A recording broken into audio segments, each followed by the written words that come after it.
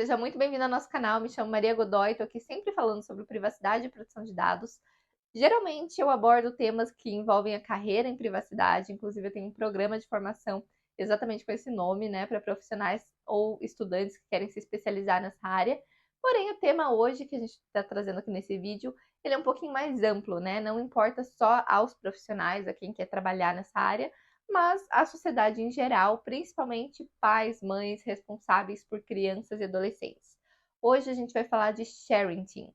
E o que seria esse termo sharenting, né? Em inglês, a gente importou o termo, ainda não utilizamos assim recorrentemente uma tradução. A gente traduz a ideia, mas a gente usa em geral esse termo mesmo. Ele vem do share, compartilhar, junto com parenting, que seria a parentalidade. Juntando esses dois termos, então, a gente tem o compartilhar pelos pais, pelos responsáveis, né, por quem é responsável pela criança e adolescente. Mas por que surgiu, né, esse termo? Qual que é a discussão que tem ao redor disso? Na verdade, a discussão é quanto ao oversharing, que seria o over ali, a ideia do demasiado, do mais, do excessivo, né?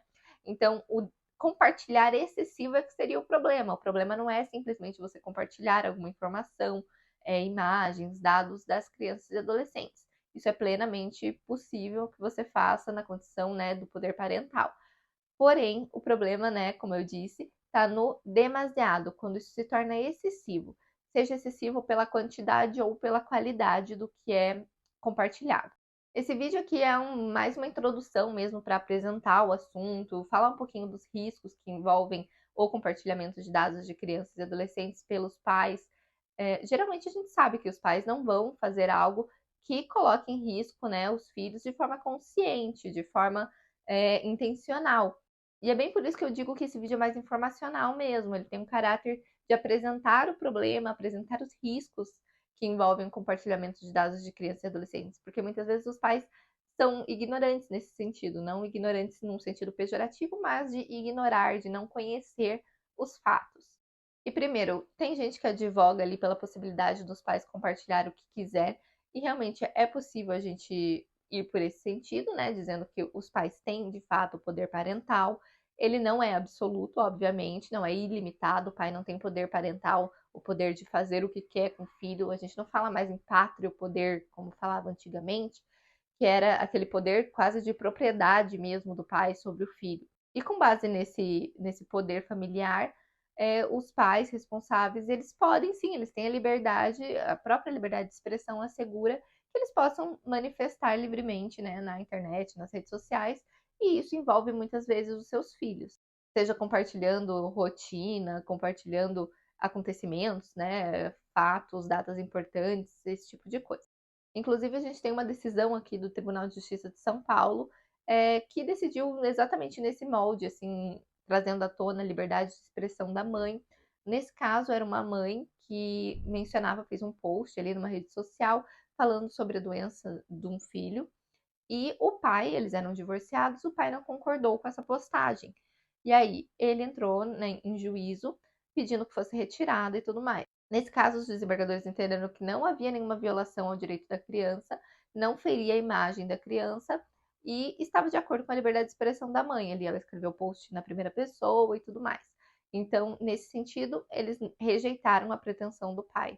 Porém, aí eu já coloco sempre assim, quero abrir um parênteses aqui e falar que essa é uma posição pessoal minha, inclusive eu trago aqui os fundamentos jurídicos ao redor disso, mas também, obviamente, vai ter impregnado um pouquinho ali a minha ideia, né, como pessoa e hoje como mãe, sobre o assunto.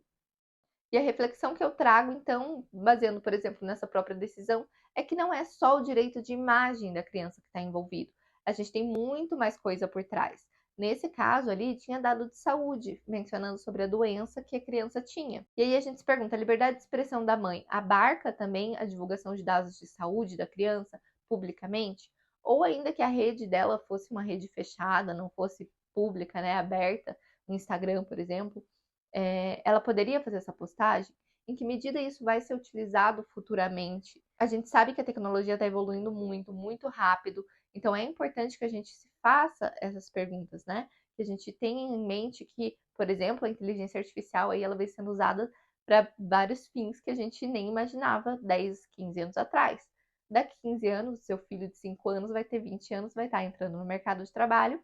E aí, será que o empregador dele não vai estar fazendo um escaneamento ali na rede para pegar todas as informações e isso vai ser feito assim, um passe de mágicas, né, pela inteligência artificial? E aí o empregador vai ter ali um relatório completo de todas as informações dele?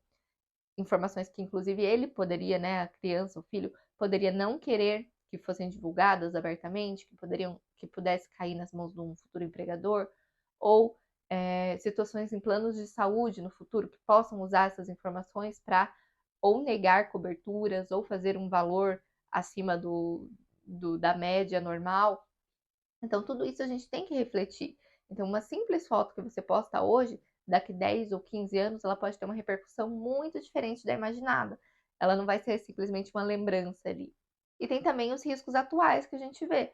O mais básico deles aí mencionado mundo afora é o uso de imagens por redes de pedofilia, redes de pornografia infantil. Isso é um risco real, por mais que a gente ache que está longe da gente, às vezes está mais próximo do que a gente imagina. Então, é algo que deve ser considerado quando você posta uma foto do seu filho, por exemplo. A segurança mesmo física da criança, de ela sofrer um sequestro, algo assim. Então, não postar fotos com localização, indicando localização em tempo real.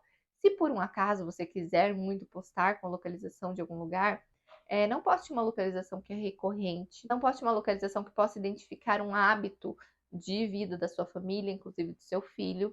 Por exemplo, não poste também fotos da criança usando uniforme, isso é uma dica bem básica. Tudo isso vai ajudar a proteger um pouquinho a segurança física, né? Com relação a sequestros mesmo.